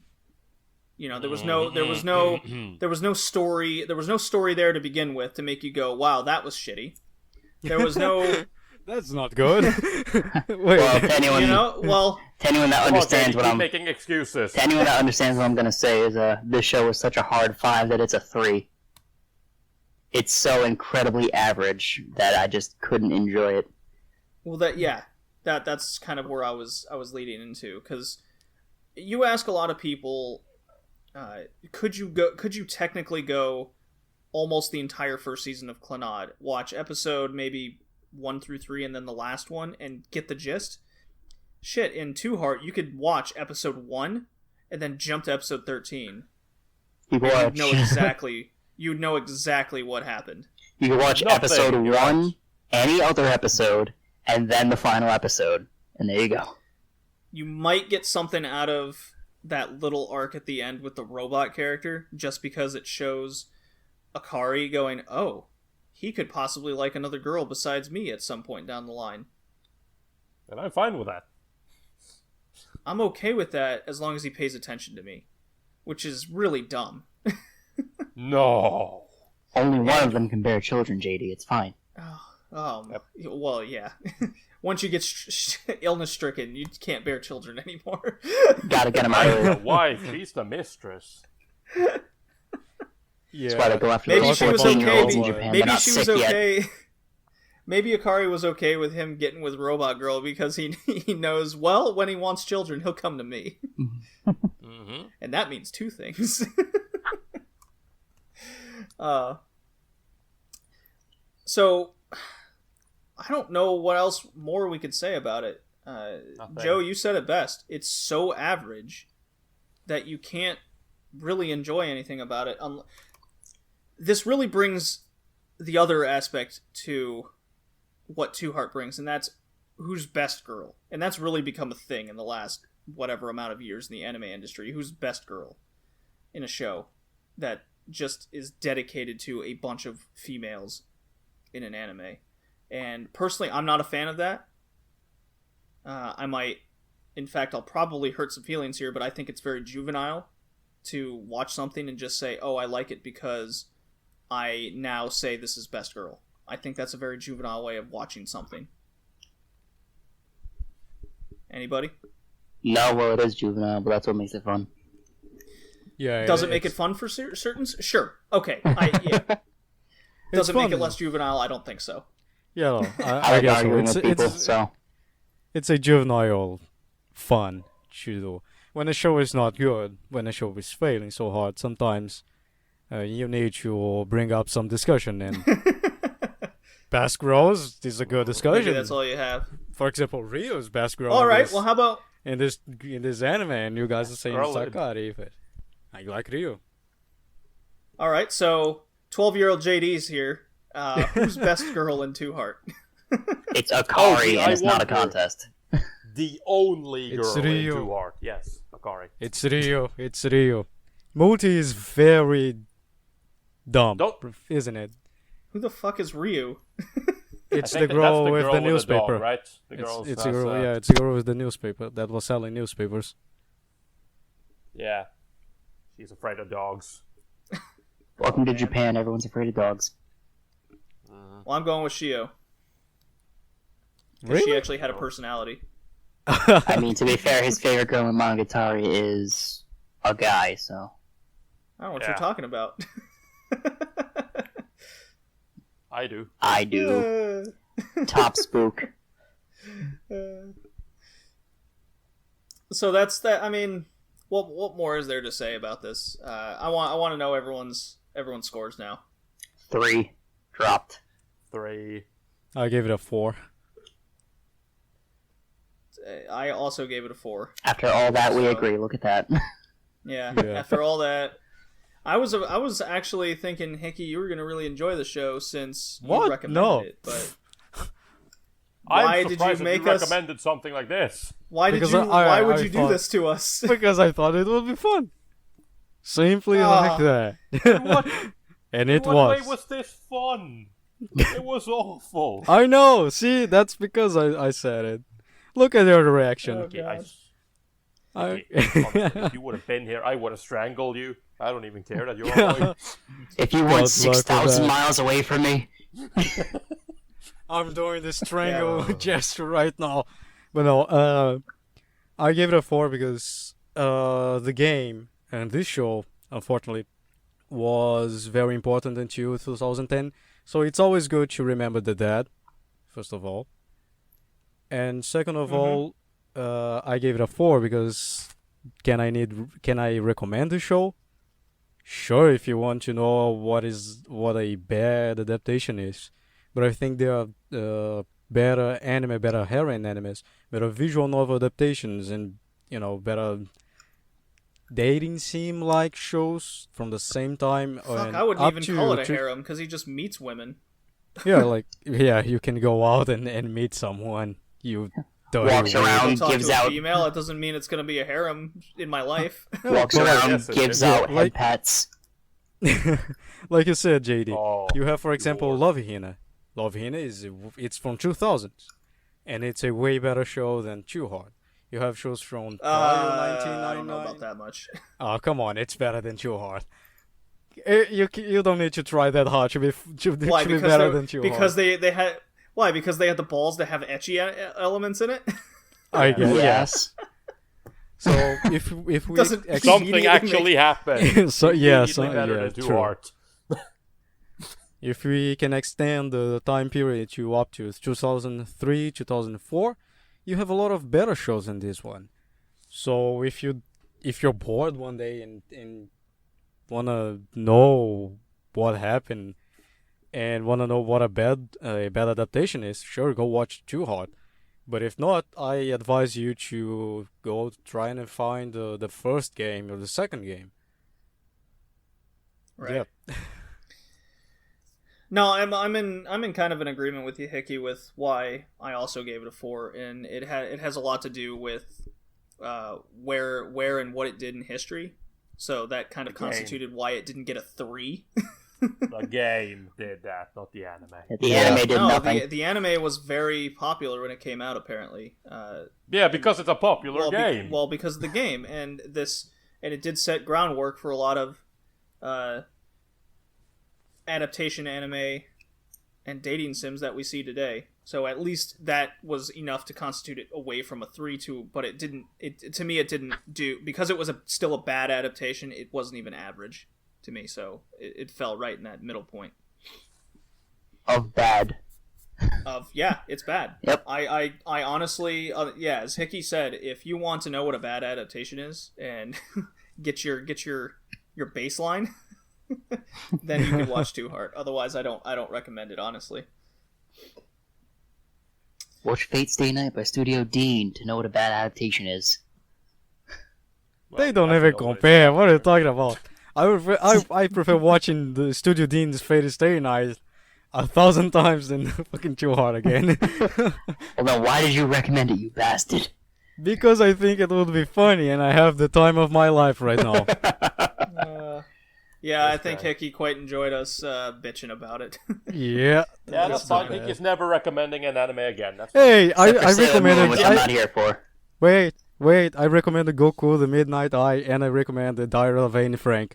If you guys are listening it, Okay. think we should do it, please leave a comment or something like that. Oh no. Yes. That's a shit watch. So that is definitely something to bring up. So our next episode is recommended by a Brazilian viewer, and that would be Sailor Moon. And our topic is actually was actually recommended by another listener. I said viewer by accident. I apologize.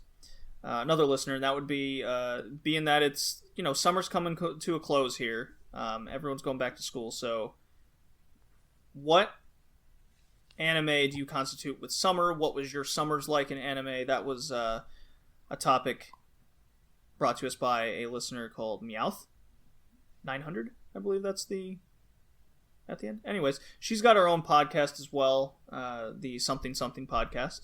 So we're gonna take her recommendation for the topic and utilize that with the Sailor Moon.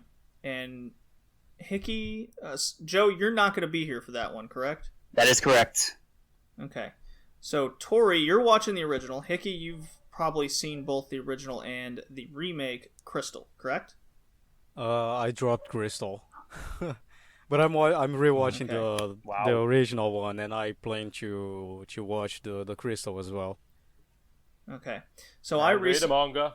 I've seen the original quite a few times. So what I'm doing is I haven't seen the remake yet. So I'm actually going to watch Crystal here. And so we can get a little compare and contrast going as well as talk about the original. So if you want to send us recommendations or topic themes or shows to watch it that are as good as Two Hearts, I guess, please no. And it's also our Please stay Discord for a little birthday. bit above. Please send us the shittiest can- anime you can think of. Yeah. You can Probably good then. Joe, is it alright if people DM you for the Discord to join us? That's fine. DM you on Twitter? Yep. And what's your Twitter handle? At fullmetal_LAX. Alright. See a picture of Ray, that'd be me. And if you want to join us in talking about summer anime or just topics in general, you can go to our MAL group page, our My Anime List group page, www.cast, Worldwide Weebcast, Red Leaf Retrocast. You can find us on there. You can also DM us for the link. It's also pinned on my Twitter page, which is at BowlingJD. BowlingJD. And you can find the podcast again at all sorts of different avenues, whether it be iTunes, Google Play Music, Stitcher Radio. Which is the best one. TuneIn Radio. Yeah, a lot of people on Stitcher, apparently. If you prefer going the YouTube streaming outlet, that would be at Musenspiel and VidMe. I also put the podcast on there. So there's a whole plethora of places you can get it. We got a next 3 or 4 podcasts actually lined up based on recommendations, so we'll kind of hit those one at a time. We got a good episode 10. It's still going to be Evangelion. That's on the plate. 100%. There's no changing that. Sadly, Joe can't make it to that one.